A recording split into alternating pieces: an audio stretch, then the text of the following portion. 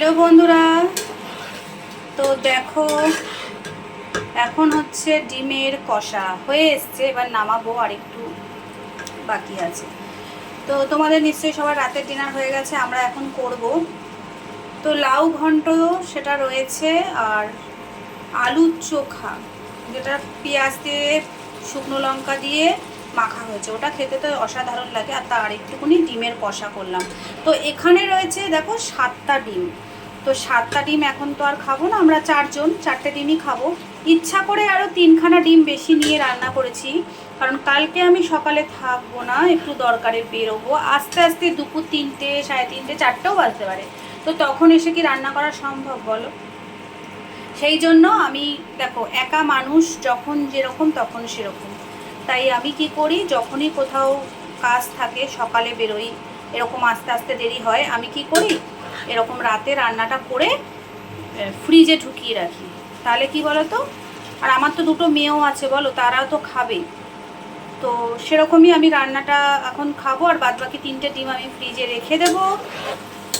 কালকে আমি এসে দুপুরবেলা একটু ভাতের মধ্যে আলু দিয়ে দেবো, তাহলে ঘি দিয়ে গরম ভাত আলু সিদ্ধ দিয়ে খাওয়া হয়ে যাবে, আর ডিমটা রইলো।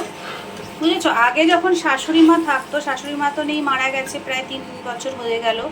শাশুড়ি মা যখন থাকতো, বিশ্বাস করবে না বন্ধুরা, মানুষ থাকে না কিন্তু মানুষের ব্যবহারগুলো মনে থাকে। তো মা তো রান্না করতোই, ওটা তো কোনো কথা হবে না। এমনকি শরীর যদি খারাপ লাগতো তাহলে আমাকে খাইয়ে দিত। যেই জিনিসটা ভালো খাবো সেটা নিজে না খেয়ে আমায় দিত। তো যাই হোক, ভালো মানুষরা থাকে না, আর কি আর বলবো।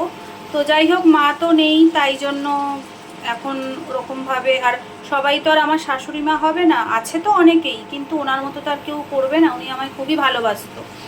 তো সেই জন্য এখন একা যখন, তাই বড়মশাই বলে দিয়েছি, যখন তুমি একা, নিজের যেটা সুবিধা হবে সেইভাবেই করবে। তাই জন্য আমি যখন আমি কোনো সময় থাকি না, তখন কিন্তু আমি এই মানে সারাদিন যখন থাকি না, রাতেই রান্না করে রেখে যাই, বুঝলে?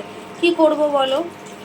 তাও আমি একা হলে একরকম, দেখবে একা মানুষের কোনো সমস্যা নেই, যাই হোক কিছু একটা খেয়ে নেওয়া যাবে, একটু রেস্ট নিয়ে পরে রান্না করা যাবে। কিন্তু বাচ্চা কাচ্চার ঘরে তো হয় না বলো।